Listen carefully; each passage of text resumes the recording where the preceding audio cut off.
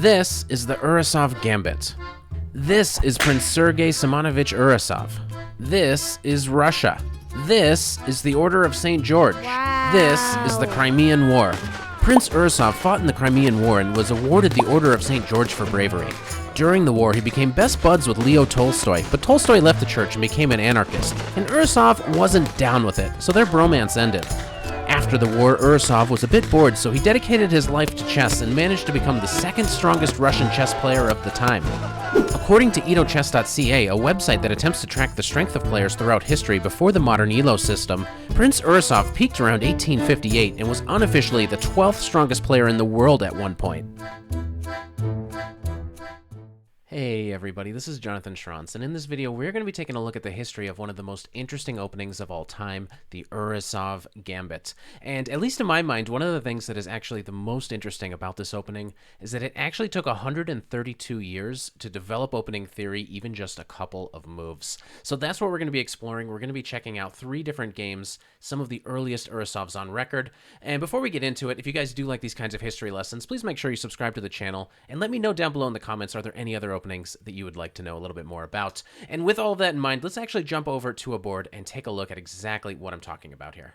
The Bishop's opening is actually one of the oldest openings in all of chess. It's been around at least since the time of Greco. But it wasn't until 1769 that Domenico Lorenzo Ponziani came up with the idea of playing pawn to d4 in this position. Now, a lot of times, even today, people have a lot of different ways of classifying these openings. Some people even consider this to be the start of the Urusov Gambit, but perhaps it would be better known as the Ponziani Gambit, because in this position, Ponziani's original idea that he wrote about was to play pawn to e5 in this position. We now know that black actually has a rather easy defense against this plan, but originally people were moving the knight or playing queen to e7. We now know that black actually has a really easy defense against this move order by white, and we'll come on to that in a minute when we do see Ponziani's original game. But sometime after Ponziani published this, Prince Urusov himself actually came up with a new move in this position, knight to f3. And we don't actually know the time frame for which he came up with this move, because even though we have a couple dozen games from Prince Urusov himself, we do not have any actual examples of him playing the Urusov Gambit. We do, however, have a game from 1861 in which Urusov's secretary, Baron Ignatz von Kolisch, played a game against Louis Paulsen from this very position. And in the earliest days, the main idea was actually for white to castle kingside. Maybe white could castle in this position, or maybe white could play queen takes d4 and only after knight to f6 castle in a position like this.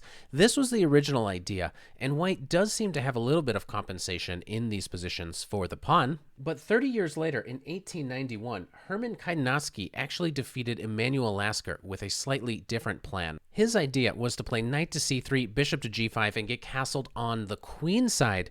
And this is now actually the modern way of playing. So queen takes d4, followed by castling queenside in this position, is actually known now as the Keidansky Gambit.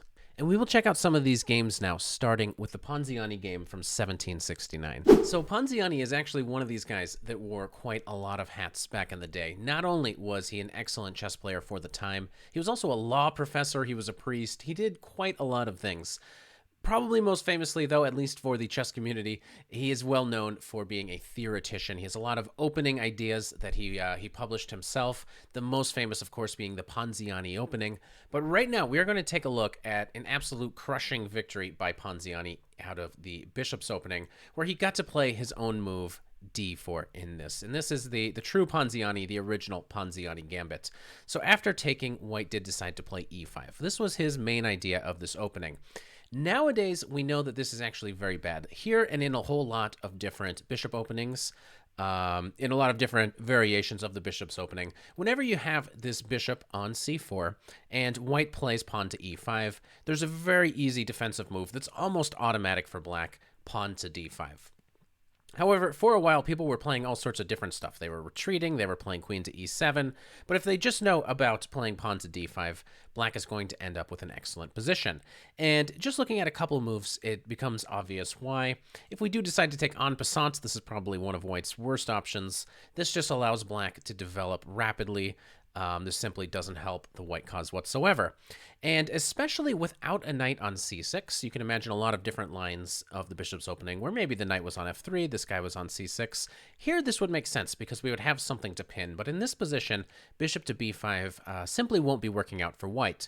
It still remains a little bit complicated here because black could, for example, drop back the knight, but c6 is clever enough. The idea being that even if we take this knight and they take our bishop, this is still a complicated position because we're looking at queen takes d4, we're looking at maybe taking on g7, but objectively, all of these complications should favor black. It'll definitely work out in black's favor if you kind of go line by line and sort this stuff out. Additionally, one last try that white might play in a position like this is e takes f6, but simply after this recapture, these pawns actually make a very strong impression. It makes it very difficult for white to develop the queen side. So even if f takes g7, the bishop can take back. Black is still probably just going to be able to get castled, and these pawns actually make life pretty tough for white. So this is well known to be working out for black. However, if they don't know about d5 and they play anything else, then this is excellent for white. And that is exactly what happened in this game. So here, white played queen to e2. This just simply unpins, and so now he's ready to take the knight. So the knight had to go back to g8, and you can see here white is already just forcing black back. So it actually, black couldn't put up resistance for much longer. Knight to f3, developing a piece, and one more careless slow move for black kind of pushes the game out of bounds here. Now white continues with castling, knight to c6, bishop to g5, forcing black into this concession, having to play the move f6. And now came a really nice little combination. You might want to pause here. You can see what you would play as white. But here, he just simply took on f6. And after the recapture on e2, hopefully you can see what white played here. He didn't just recapture the queen. He obviously played mate in 1, pawn to f7, and yeah, it's this really nice checkmate. So it was just a 10-move victory, the original Ponziani Gambit, an absolutely crushing defeat in an excellent way to start off talking about this opening. So we fast forward 98 years to 1861, and we're going to be checking out a game of Ignatz, who was actually a baron and a secretary to Prince Urusov himself. So a lot of the ideas that Urusov had, even though we can't see it in actual Urusov games, we might be able to get some ideas of how Urusov might have played through watching this game. And he was taking on Louis Paulsen here with the black pieces. Paulsen, another strong theoretician, a strong German player, who also has some variations named after him, most notably the Paulsen variation of the Sicilian. And I will have to admit, when I first saw this game for the first time, it didn't make that strong of an impression on me. This game will end in a draw. It felt a little uneventful, but kind of diving back into it, it is a little bit more interesting than it might first appear at first glance.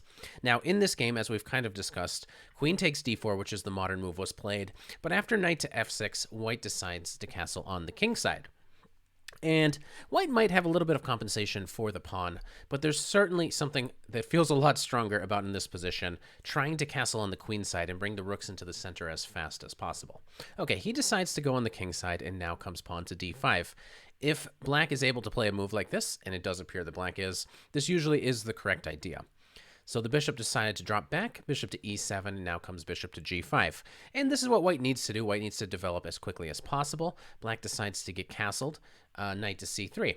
And whenever challenged, this queen will be ready to head on over here, and we might get similar themes, similar tactical themes that you might see in a modern-day Urusov, only with the king over on that side. But let's see what actually happens. Bishop to e6, queen to h4. She's just roaming over there. And now there's suddenly ideas of perhaps taking this knight and removing the defender of the h7 square. So the opponent plays g6, rook to e1. White needs to just continue to bring the pieces into the game as quickly as possible. Knight to c6, bishop to b5. And here's where white kind of starts to go wrong, moving the pieces over to the queen side. The bishop's actually really good where it is. Not super easy, though, to say exactly how white ought to improve the position, but he saw this opportunity to go over there and double the pawns. Knight to h5, and this is exactly what happens. He does decide to double the pawns, but immediately black decides to take on g5. And here white actually makes a mistake. White has a clever idea, but it doesn't quite work out. White takes back with the knight, And after b takes c6, follows it up with g4. And if it weren't for one exact move here by black, this would be totally fine. Obviously, what you're hoping for is for this knight to move away, so that perhaps we can get some sort of attack going against the h-pawn. But here comes h6, just counter-attacking the knights, and this looks complicated because the h-file is kind of opening up, but after h takes g5, queen to g3, black is actually in charge of this position, especially after the strong move, bishop to f5. And here there's no more attack for white, and black actually has a very comfortable position. The knight maneuvered to e2, c5, preventing the knight from going to d4 and challenging the bishop on f5, c3, rook to e8, and now comes f4. White is desperately trying to open stuff up. The position is pretty bad at this point, but after g4, h takes g6, f takes g6, queen to f2. We saw queen to d6, and for whatever reason, black just wasn't able to hit upon a very strong plan for breaking through. The position is very solid for white now, and after a few more moves here, even sacks a pawn to try to get that c5 pawn.